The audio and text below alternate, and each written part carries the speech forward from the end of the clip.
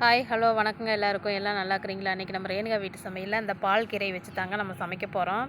இது சூப்பராக சுவையாக இருக்குங்க சாப்பிட்றதுக்கு. இது எந்த டிஷ் செஞ்சாலும் சாப்பிட்றதுக்கு நல்லா இருக்குங்க. இது உடம்புக்கு ரொம்ப ரொம்ப நல்லதுங்க.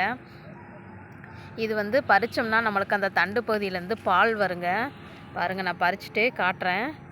இதுக்கு வேறு ஏதாவது பெயர்கள் இருந்தாலும் எனக்கு தெரியலிங்க. நீங்கள் கமெண்ட் பாக்ஸில் கமெண்ட் பண்ணுங்கள். பாருங்கள், பறித்து கொஞ்சம் நேரத்தில் நம்மளுக்கு இந்த நுனி பகுதி தண்டு பகுதியில் வந்து நல்லா பால் வருங்க. பாருங்கள்,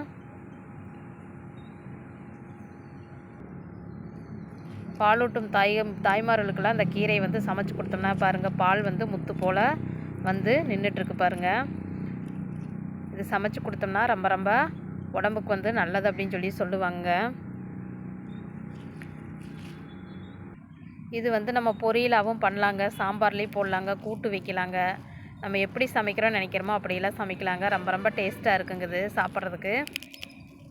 இதனுடைய இலைகளை பறிச்சுட்டு நம்ம நல்லா மண்ணெல்லாம் போக அலசிட்டு, மழை பெஞ்சதுனால நிறைய மண்ணோடு இருக்குங்க, அலசிட்டு எப்படி சமைக்கிறது அப்படின்னு சொல்லிட்டு இப்போ பார்க்கலாங்க. நம்ம இதுக்கு வேறு ஏதாவது பேர்கள் இருந்தாலும், நீங்கள் வேறு விதமாக ஏதாவது சமைச்சிருந்தாலும் எனக்கு கமெண்ட் பாக்ஸில் சொல்லுங்கள். நன்றிங்க. நாளைக்கு இன்னொரு சமையலில் நம்ம சந்திக்கலாங்க.